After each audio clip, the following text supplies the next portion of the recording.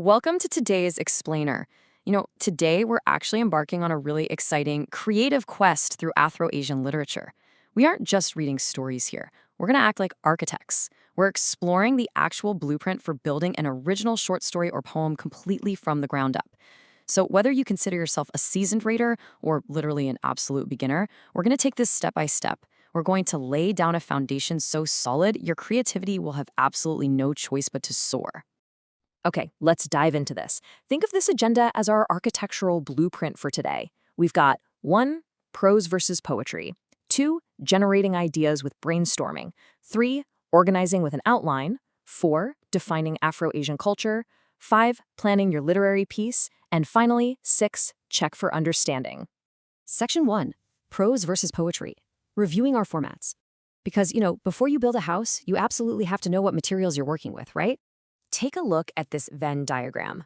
I want you to mentally compare and contrast the similarities and differences here before we actually start writing. Our foundational formats, prose and poetry, they operate pretty differently. Prose relies heavily on sentences and paragraphs, using standard grammar to just drive a continuous narrative forward. Poetry, it's a whole different beast. It uses stanzas, rhythm, and rich imagery. It often completely bypasses standard grammar just to evoke a sudden, powerful feeling. But look right there in the overlapping middle. They share a core purpose. They both tell a compelling story, both express deep cultural themes, and both connect so intimately with the reader's emotions. Whether you're capturing the sweeping history of a nation in prose or, say, the fleeting emotion of a cultural ritual in poetry, they're both vital tools. Keep these similarities and differences in the back of your mind as you decide which format is going to best showcase the culture you want to explore. Moving right along to Section 2, Generating Ideas with Brainstorming, the first step to building your story. This is the first major phase of our blueprint, gathering our ideas. All right, time to solve a little visual puzzle. When we combine the concept of a deeply thoughtful mind, like what you see on the left, with the raw energy of a cracking storm cloud on the right, what do we get? Think about it for a second. We arrive at a totally critical pre-writing step.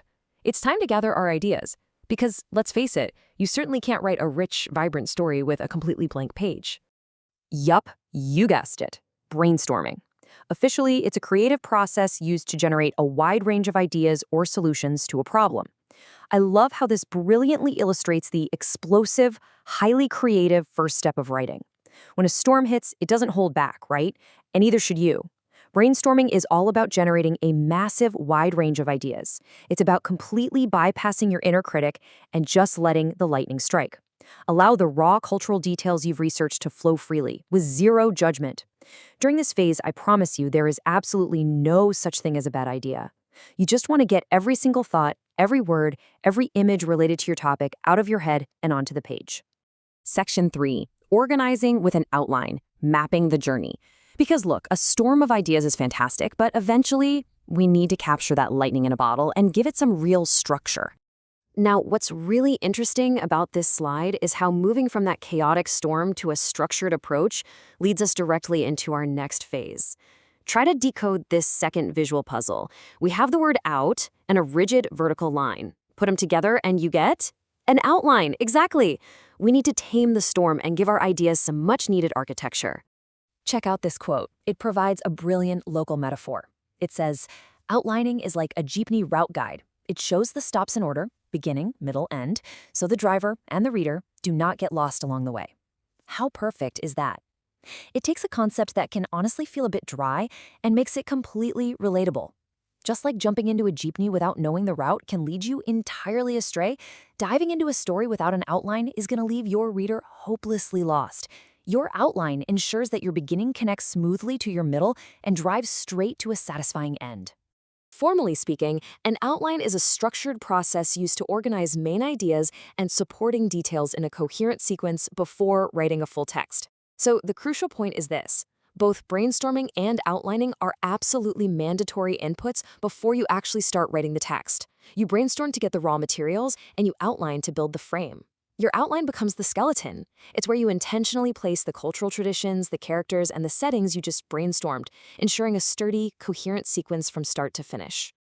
Section 4. Defining Afro-Asian culture, the heart of our literary piece. This is where we shift our focus to the actual theme of your writing assignment, which is exploring a brand new world through literature. To really explore a brand new world through your writing, we have to understand what we're actually looking at. Culture is defined here as the integration of human knowledge, faiths, and manners. Think of it as the invisible glue. It's the glue that holds a specific society together at a definite, individual moment in time. This includes the collective human knowledge passed down through generations, the deeply held faiths that guide their morality, and the everyday manners that dictate social interaction. It's so much deeper than just, what people wear or what they eat. When you start researching your assigned Afro-Asian country, I want you to look for these specific elements. We're talking about the components of culture: language, ideas and beliefs, customs and taboos, tools and techniques, works of art, and practices. Dig into these. What unique linguistic phrases shape their communication? What overarching ideas and beliefs drive them? Investigate their customs. But hey, pay close attention to their taboos, too. What are the strict societal don'ts that everyone consciously avoids? Examine the tools they've mastered, the distinct works of art, the everyday practices. These are the vital, rich ingredients you're going to weave into your story or poem to make it feel genuinely alive. Section 5. Planning your literary piece. Putting it all together. Let's move to and see how this builds into the direct application for your assignment. To organize all that deep cultural research we just talked about, check out this graphic organizer. It is an incredibly effective brainstorming tool. I want you to use this exact map. By placing your assigned Afro-Asian country right in the center, you can use the surrounding spaces to list out all those important details about their traditions and beliefs. Put specific spiritual beliefs in one area, distinct societal taboos in another, maybe striking works of art in a third.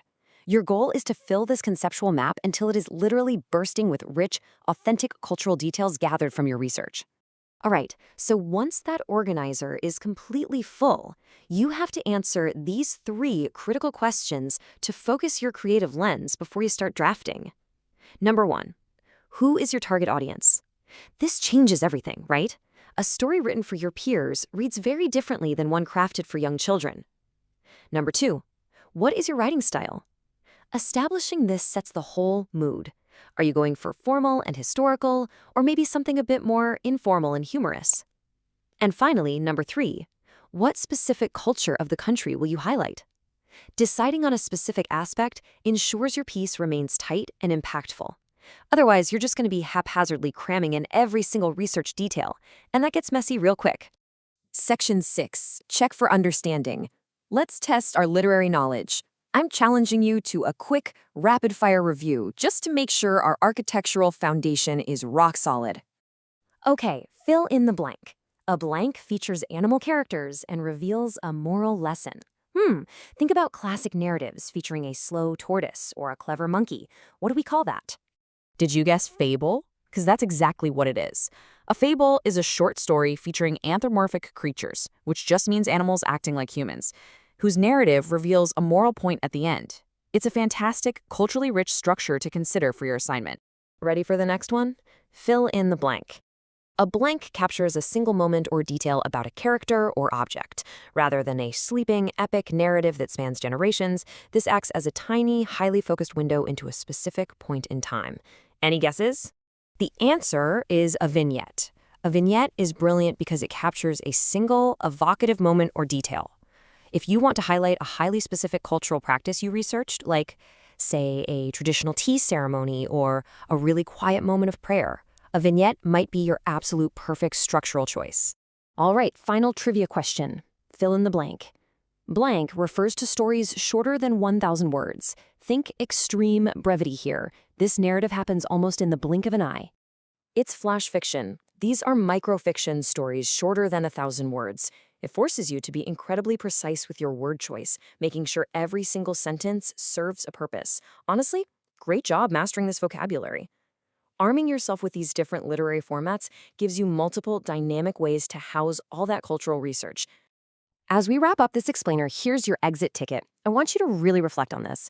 Which pre-writing tasks felt easy, average, or difficult for you? Between the chaotic storm of brainstorming, the rigid architecture of outlining, and that deep dive into cultural components, where do your natural strengths lie, and where are you going to need to push yourself a bit? Crafting an authentic piece of Afro-Asian literature is such a powerful way to explore a new world.